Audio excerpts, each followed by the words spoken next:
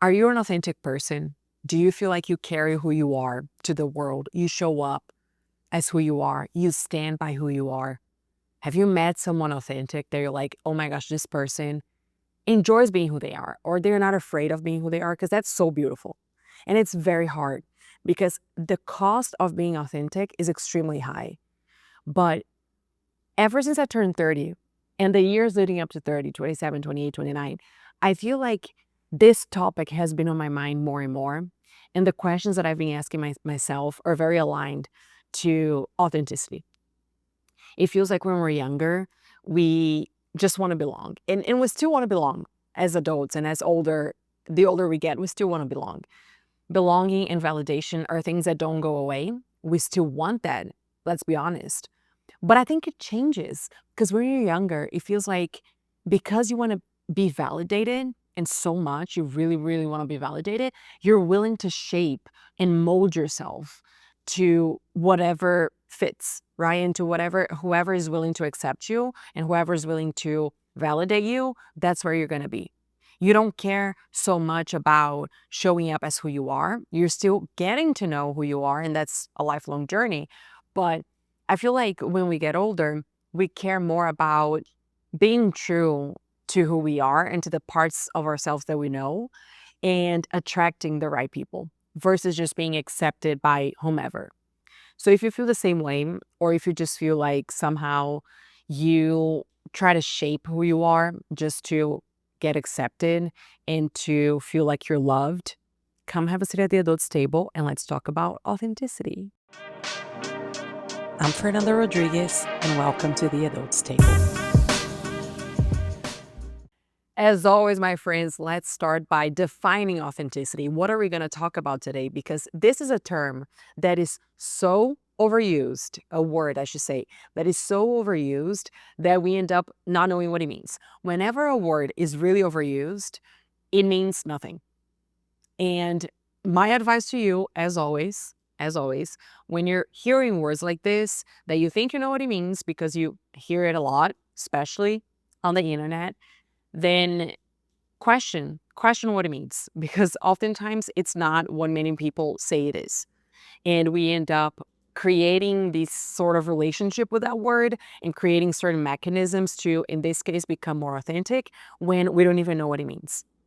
So when I say authenticity, what I mean by it is acknowledging, embracing, and integrating your wholeness. Wholeness is such a powerful word, another overused one, but very powerful because it acknowledges the sides of you that you repress. Many times when people think about authenticity, they think it's to be different. So you think of that person who is very different than everybody else. They wear clothes that you will never wear, that most people will never wear. And then you assume that that person is authentic just because they're different.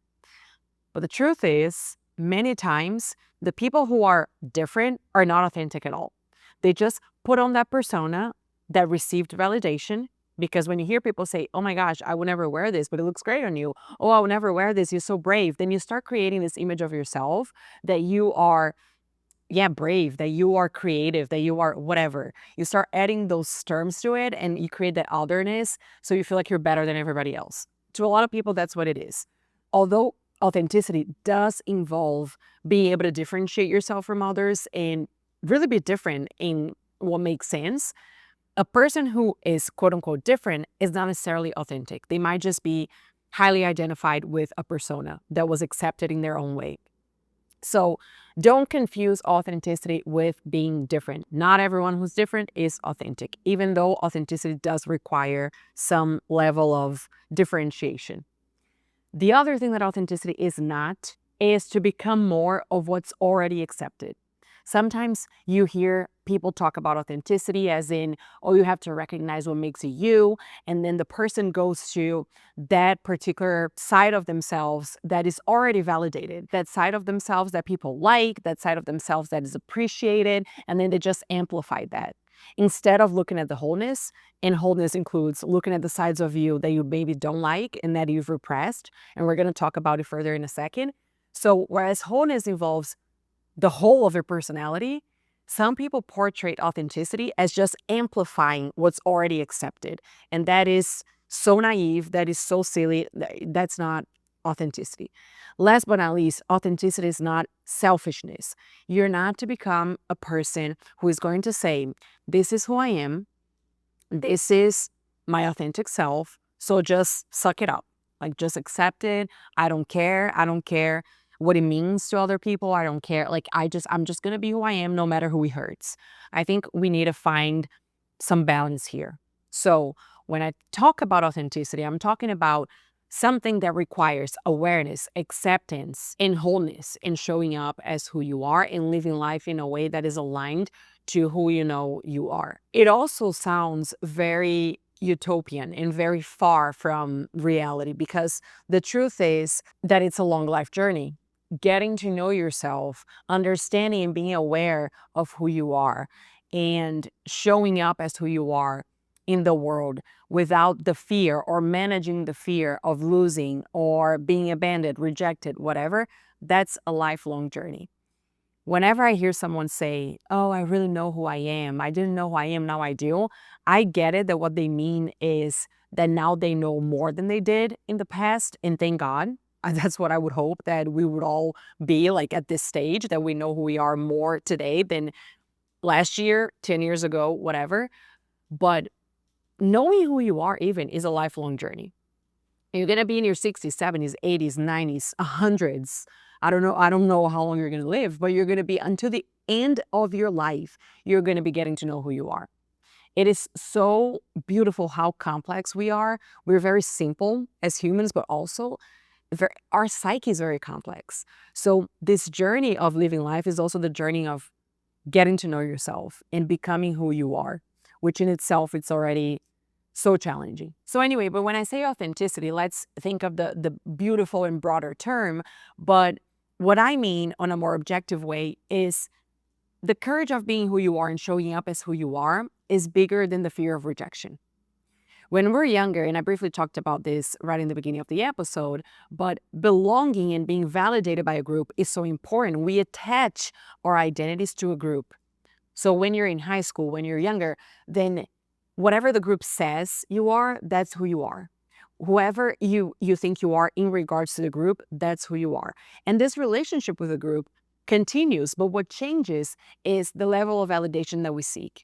The more we get to know ourselves, the more we get to know what we value, the more we also become okay with losing things that maybe are not aligned to that.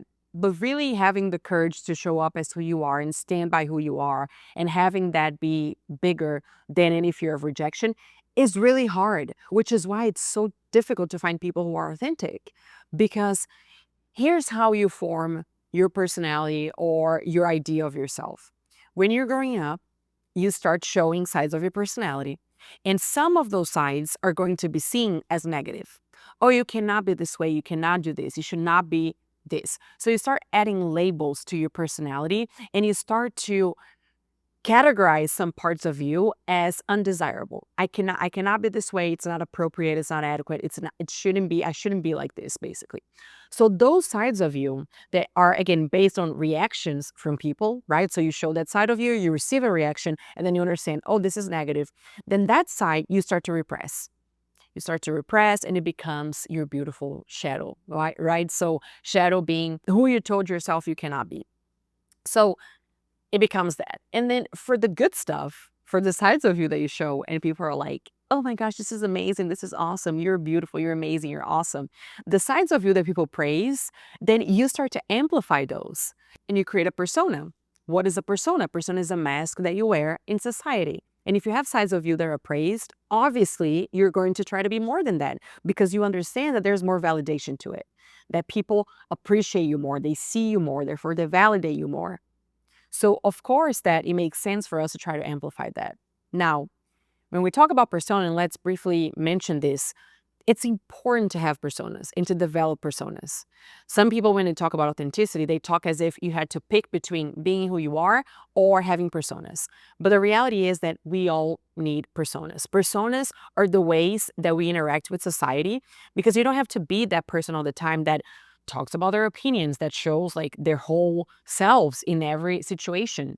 A lot of times you're going to have personas to even protect yourself and protect your energy and protect whatever. Like, you don't have to. Sometimes you can say, yeah, I'm going to choose to not show this side of me because I don't want to engage in this situation.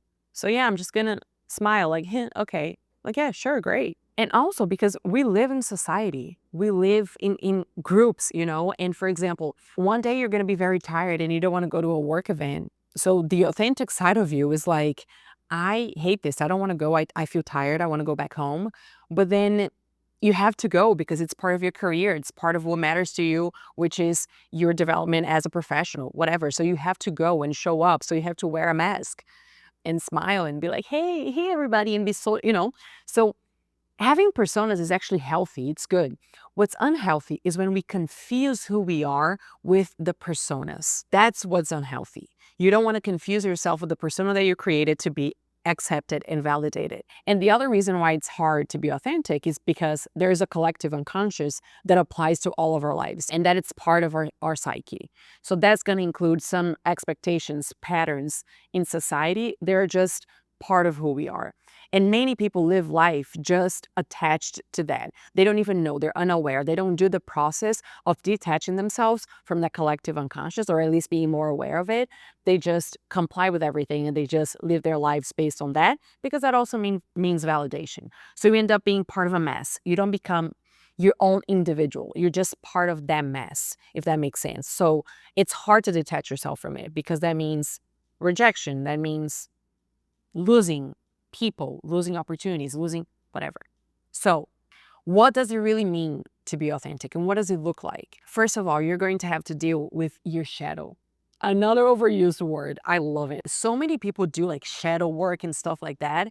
That is actually not quote unquote shadow work at all. Because here's the reality. Facing yourself is not pretty. It's not beautiful. It's not like, oh, let's do this cute little ritual to face it. Like, it's difficult, it's hard, it's not pretty. It's not pretty to get in touch with the sides of you that you repressed, the sides of you that you think you cannot be, that created this sort of relationship with. It's very difficult, it's very hard to get in touch with that. And many people choose to never get in touch with them because it's too painful. Like, it happens. Some people choose to live unaware because it's better, even though it means suffering, even though it means living a life that is not aligned to what they believe. They would rather do that than face their shadow because it's painful.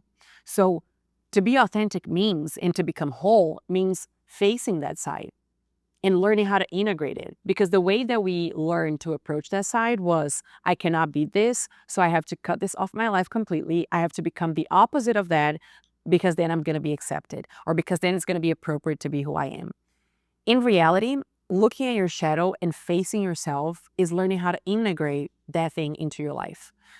Meaning learning how to use that in a more appropriate way, but still using that energy or using that side of you. It just has to be more appropriate. It has to be, it has to make sense. So for me, a side of me, for example, that I repress a lot, and I've talked about this many times, is this side of like having a strong personality that some people interpret as aggression. But at the end of the day, yeah, being aggressive is really bad when you don't know how to apply that aggression, when you use it in a way that is harmful, in a way that hurts people emotionally. I'm not even talking about physically, but like emotionally.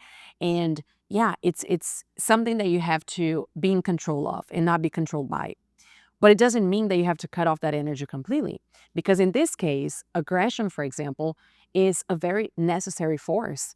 When we talk about setting boundaries, when we talk about action, like having the strength and the push to act, aggression is the force as well, to be disruptive. So a lot of people, even when they hear the word aggression, they completely reject it right away because they connect that to a negative expression of aggression. But the reality is, if you know how to use it, it's not a bad thing. You just have to know how to integrate it. So the process is becoming aware of that side of you that you repress, and then learning how to integrate it, which in itself, it's your lifelong journey. So being authentic means facing that side, which in itself is very painful. The other thing when you try to be true to who you are and show up as who you are is that you're going to face resistance from other people. You're going to face people's pushback. You're going to face friction between you and the people that you love. Because I'm not even talking about, oh, you're going to face this push from society because society is not going to accept. No, I'm talking about your friends. I'm talking about your family. So that's why it's so hard, because you create a relationship with the people in your life that is based on that version of yourself. And that means that not only do they know what to expect from you, but they know what to expect from themselves in relation to you. So you have to remember that when you're in a friendship or relationship with somebody, you play roles, right? So you know that you and this person within that relationship that you created, this is the role that you fulfill and this is the role that they fulfill. So the moment that you change, the moment that you start to show other sides of you, that means that they also have to look at themselves. That means that that structure that you created is going to be shaken. So the moment that that happens, you're going to face some consequences. Number one is the person might look at that version of yourself and not like it. Legitimately, they might look at it and be like, I don't, this doesn't make sense in my life. No one needs to accept you for who you are. They also have the rights to look at you and who you choose to be and how you choose to live your life and be like, I don't agree with this. Like, unfortunately, that's going to happen. And you're going to look into people's lives and your friends and whatever who one day made sense to be friends with. And you're going to be like, yeah, I understand that you're being more authentic, but this doesn't make sense in my life. So, yes, that's one level of it. The other level is, as I said, the person is going to be forced to look at themselves. And once they do, it's really hard because they are going to have to start facing things that maybe they don't want to face about themselves. So there's an example that I always give, which is maybe you're in a friendship in a group that you all just go out. You love going out. That's something that is part of your life. But you, deep down, you don't love to go out. You just do because it makes you feel accepted. It makes you feel validated. It makes you feel like you're part of something, but you don't love it. You don't like to go out drinking. You don't like to wake up like shit the next day and lose your day. Like that's not, you don't love that. Your truth is that you don't love that, but you do it anyway because you want to play that role. It makes you feel accepted. The day that you wake up and you're like, you know what? I'm going to own the fact that I don't like this. I'm going to own the fact that this is not really how I'd like to spend my time. And I'm going to stop going out every single day. And I'm going to change my relationship with this particular area of my life. The moment that you do this, you are going to face resistance from the group, from many groups, not always, but you likely will. Because yeah, maybe people are going to be like, yeah, no, for me, I just want to go out with people that also like going out. This is what I value. Fine, completely okay. But maybe they're also on the same boat as you, meaning they also do it for validation. They don't do it because they like. So the moment that you disconnect yourself from that particular area and you start being more true to who you are, then they're going to look at themselves as well and have to be like, okay, now that this person is not doing this anymore, why can I not step out of it as well?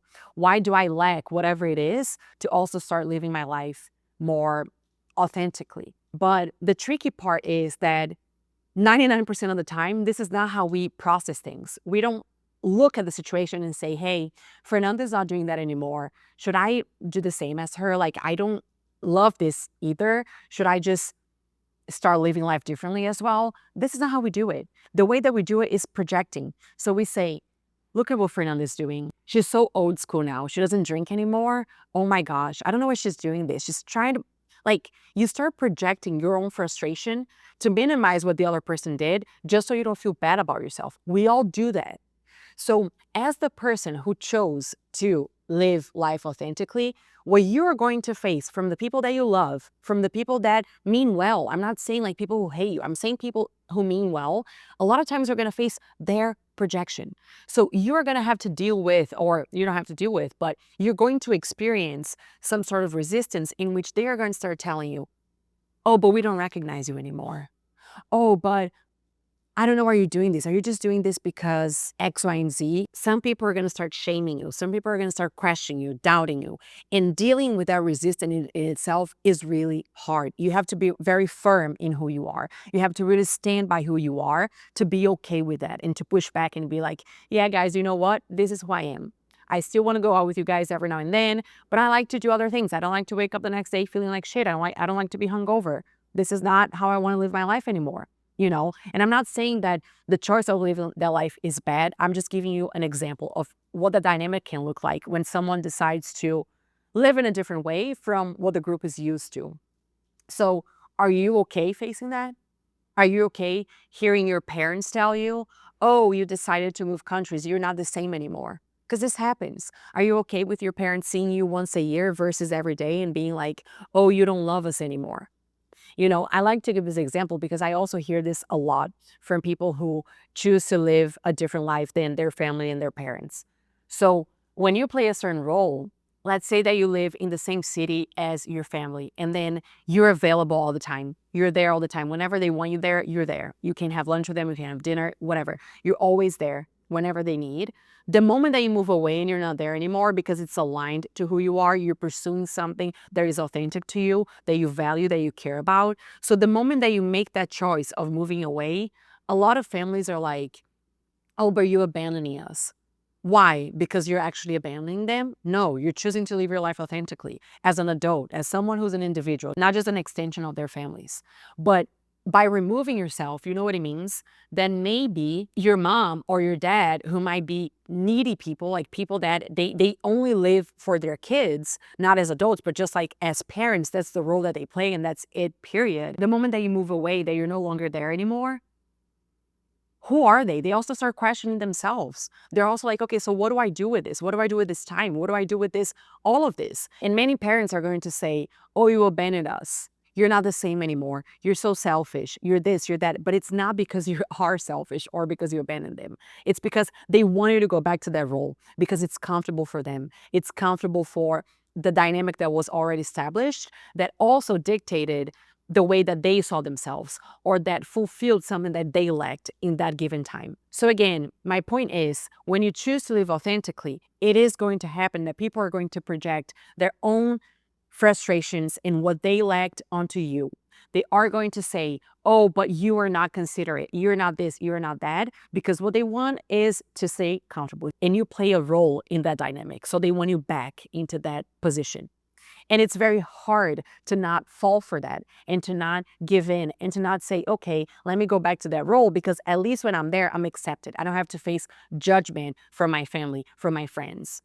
So you have to be very strong in that sense of owning what you want and owning who you are and being like, yeah, guys, this matters to me and explaining this to them because when I say these things, I'm not saying that the people that behave this way are assholes because you behave this way as well. I behave this way as well. It's more so understanding that, yes, people change throughout life or they find themselves throughout life, and that is going to change the relationships that we have. And it is going to be painful at times. We're not going to understand at times, but it's also on us. I've learned this way myself, like the hardest way. It's also on us to explain it to them and be like, it's not that I'm not being who I am. It's actually that I'm being more of who I am. And let me tell you why this matters. Let me tell you who I am. Let me show you these sides of me.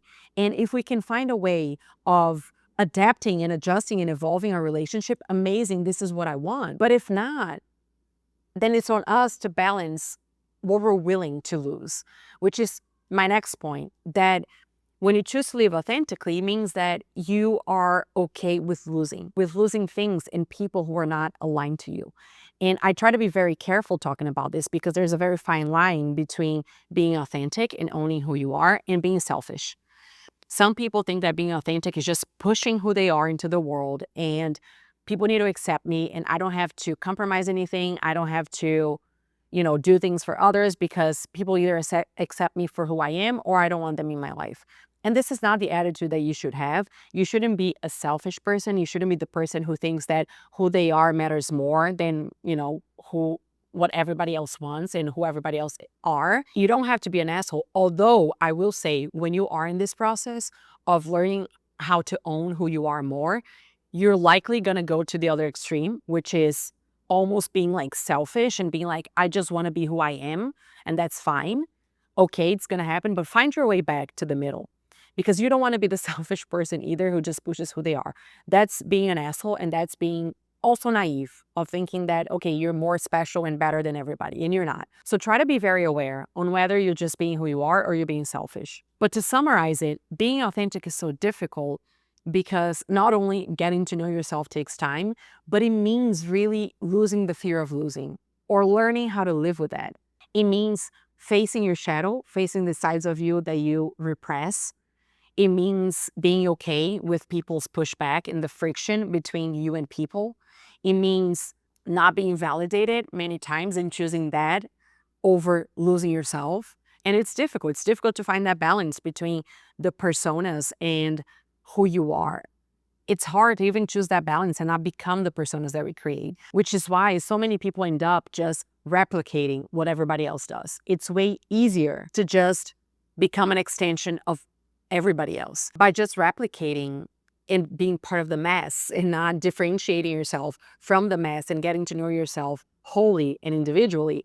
It's way easier because then you have acceptance. For sure, you know you're going to be accepted. Also, you don't have to think. You don't have to get in touch with certain emotions, and you don't have to really think, understand, hey, what do I value? Who am I? Like, these things take a lot of time, energy, effort, and not everybody is willing to go through the process. Many of us would just rather follow what's trendy, show up as everybody else, knowing that we're going to be accepted, knowing that we're going to be validated, and that's it. That's how we live life. But what people don't tell you is that certain sides of you are going to keep fighting to, emerge. And they're going to be trying to come to surface again. And at some point, it's going to be hard to keep repressing that. So I know it's easier to just replicate what everybody else does. And as always, as in every other episode, I mention, because social media, I just sound like this old lady who talks about how the current times are lost and that we're all fucked and it's going to be the apocalypse or whatever. I know that I sound kind of lame when I always say, but social media. But once again, I'll say this. I think it's important to mention the whole social media stuff because it's our lives now.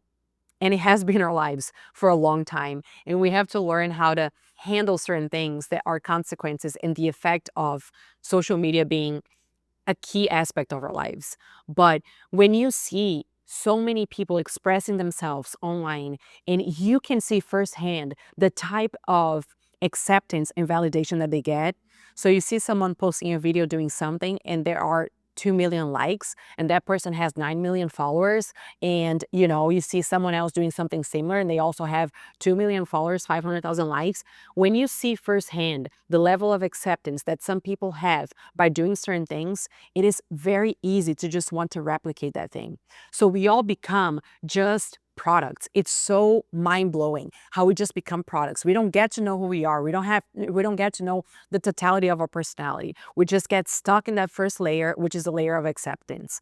So I just want to mimic what somebody else is doing. I want to use the same products. I want to have the same hair. I want to talk the same way, speak the same way. I want to go to the same places, create the same type of content. Like, you know what's validated, you know what's accepted, and it's so easy to mimic that. So when we open this app, any app, Instagram, TikTok, it's so overwhelming to see it's like products. We're all the same, right? We're all the same. You can put us in boxes and sell us. Like, really, it's just products because we're all the same. And it's overwhelming. So there is going to be a time in your life that you are going to feel the need, or maybe you won't. I don't know, maybe you won't, but I hope you do, to step back and kind of differentiate yourself from this mess. Not in a way of, I differentiate myself because by being different, I'm also validated, so I stick to that persona, but more so of questioning yourself, who am I? Am I just everyone that I see, like just like that, just the same? Because yes, you are going to identify with a lot of what other people do and you're going to see yourself in them. Fine, perfect. Like I said, you don't have to be different. In fact, we're very much alike in many, many layers and many levels, but you're not just the replication of somebody else and the clone of somebody else. And it's very sad to see people wanting to be like everybody else just for acceptance and validation on social media. And let me tell you something, because you think that by being who they are and getting the level of attention that they do, you're going to be happy. You're not. Because these people get hate as much as they get love for being who they are, right? And because at the end of the day, if they themselves are just a clone to somebody else, they're not living authentically, they're never going to be fulfilled. You can be accepted and validated and still not fulfilled. You are fulfilled when you understand and you acknowledge who you are and you're able to show up as yourself wholly. That's when you feel fulfilled. Even if you're not validated, even if you don't have the whole world, 5 million people applauding and saying, oh my gosh, you're so amazing. That's when you feel fulfilled. When you stand by who you are, when you're firm in yourself. And that process takes time. It takes self-awareness. So let's talk about how to become more authentically. First, you have to get to know yourself and go through this process of self-awareness, understanding that you're not just part of a group, you're not just part of a mass, you're an individual. So who are you as an individual? You have to understand and do a process of self-awareness, self-knowledge. You have to understand your psyche. And that, yes, that's going to be through therapy, 100%. But also have the curiosity, man. Like, have the curiosity of getting to know who you are and what makes you you. Like, go read books, go, watch stuff. Like, I don't know. I don't know what works for you, but have this curiosity. And again, it's not just through therapy. Therapy is one tool and one way of finding it. And there is one thing a friend of mine, Yoli Nasio, talks about, and I have an episode, amazing episode with her. Definitely check it out if you haven't, which is called No One's Gonna Save You. But she talks about how everything in life is data. Everything in life is pieces of data for you to get to know yourself. Really, the way that you react to things, the way that you perceive things, the way you feel towards things, everything's data. So creating that self-awareness, not only through therapy, but the reflection upon how you feel towards something, what you think about something. So all of these things are data. Get to know yourself. And then the second thing, in order to be more authentic, is stop labeling things as completely bad or completely good. Because the more you do that, the more you split yourself into these two personalities, that one I have to repress, the other one I have to show to the world because it's accepted. You have to understand that things are bad because we apply them in ways that are not appropriate, they're not adequate. But if you know how to apply them, if you know how to repurpose that energy, that side of you, in a way that is safe, that you integrate it into your life, then it's amazing. Stop thinking that you cannot have something as part of your personality. You have to cut it off completely, because the more you do that, the more the thing is going to come back to haunt you. Trust me when I say this. And another thing that I at least try to do is I try to become aware of the situations in which I see that I stick to a persona versus showing who I am. Not because it is good for me to show up as that persona, because whenever it's good for me to show up as that persona, then I'm going to do that. Because like I said, it's good to have personas. But I try to be aware of moments in which I don't say something or I don't show up as myself because I'm afraid of rejection, and I do that multiple times. I try to become aware of those moments to try to understand the triggers and become aware for next time when that happens as well, and try to act differently and try to act more authentically, and do that little by little. Do a little bit here, a little bit there, just so you see that it's safe, just so you see that you're going to survive, even if people don't agree, even if people don't like what you say. But if it matters to you, if it's really part of who you are, and you're just not doing it because you're afraid of being rejected, train your brain. I always say this, we have to train our brains to understand that it's safe to be who we are. Anyway, my loves, if you want to be fulfilled in life, authenticity is the path. Really. And it's not a word that I say lightly. It's not a word that I overuse. It's not a word that I romanticize, because it's hard. It's difficult. It's not pretty. It's not cute. It's not just to be different. It's not to be the person who dresses differently. No, it's really showing up as who you are wholly. And that's difficult, but it's worth it. So let's become more authentic. Let's just stop being products and clones of each other. Okay? Amazing. Thanks for listening. I will see you on the next episode at the Adults Table.